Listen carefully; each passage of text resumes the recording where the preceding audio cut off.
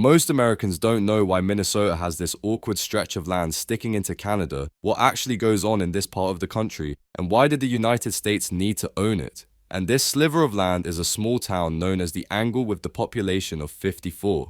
That's separated from the mainland United States by a massive lake, forcing the 54 residents to have to enter into Canada and then back into the United States anytime they want to buy groceries, get fast food, go to the hospital, or even middle school and high school. So why does the Angle belong to the United States? Well, in 1783, when Benjamin Franklin was mapping out the US-Canadian border, the plan was to create the border going up the Rainy River and then directly through the Lake of the Woods and then straight west until it hit the Mississippi River. Well, it turns out that would have been impossible, as the Mississippi River starts a couple hundred miles south of the Lake of the Woods. Fast forward to 1807, and this mistake still hasn't been resolved until the United States and Canada agreed on a new border running down the 49th parallel.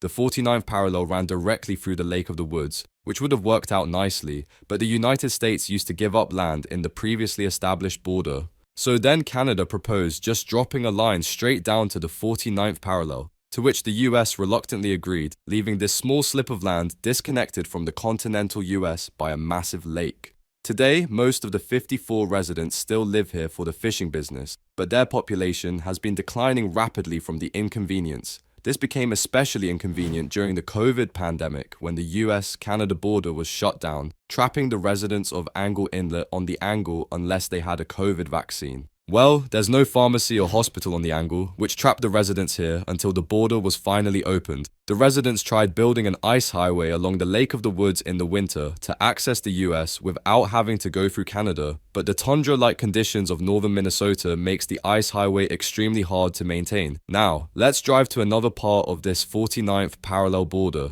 Here, you will notice the same mistake. Point Roberts, a tiny US enclave. It's been referred to as an American appendage growing off of Canada. The only way in or out is by driving across the border, flying in on a small plane, or chartering a private boat from the mainland. For years, Canadians have been the lifeline of the economy, crossing the border for cheap gas and parcels. Point Roberts is the third busiest border crossing along the 49th parallel, with Canadians accounting for 90% of the traffic. With a population of just over 1,000, the town swells to almost 5,000 on a summer weekend, giving businesses enough revenue to survive for the rest of the year.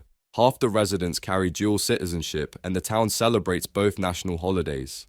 Point Roberts has always been an area of interest. In fact, in the early 1800s, there was an expansion competition that had multiple countries fighting over the land. The British Empire, United States, Spain, and Russia all fought over what is now known as Washington. Shortly after the Bloody War of 1812, Russia and Spain rescinded their claim on the territory, which only escalated tensions between the US and Britain. Come the 1840s, expansionists in the United States were fired up, and in 1844, James K. Polk's presidential victory over Henry Clay further motivated those ready to see the country grow.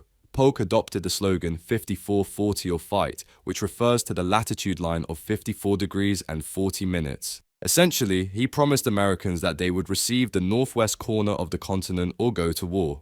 Polk's first border move was to annex Texas from Spain, dramatically increasing tensions in the south. While on the brink of war, the British wanted to negotiate the northern border to avoid any bloodshed. Polk caved on his promise and settled to draw the border at the 49th parallel. The Oregon Treaty was signed in 1846 and the border was clear, at least on paper. Each nation recruited their own teams to mark the physical division. However, again, the Americans and British disagreed on how to move forward. The Brits chose to mark the land every mile, while the US skimped on resources and followed a haphazard approach. Unsurprisingly, mistakes were made, notably a piece of land that jutted down into the United States in the Georgia Strait, known as Point Roberts. After several renegotiation attempts, the United States has never given up the land, making Point Roberts, well, a confusing place.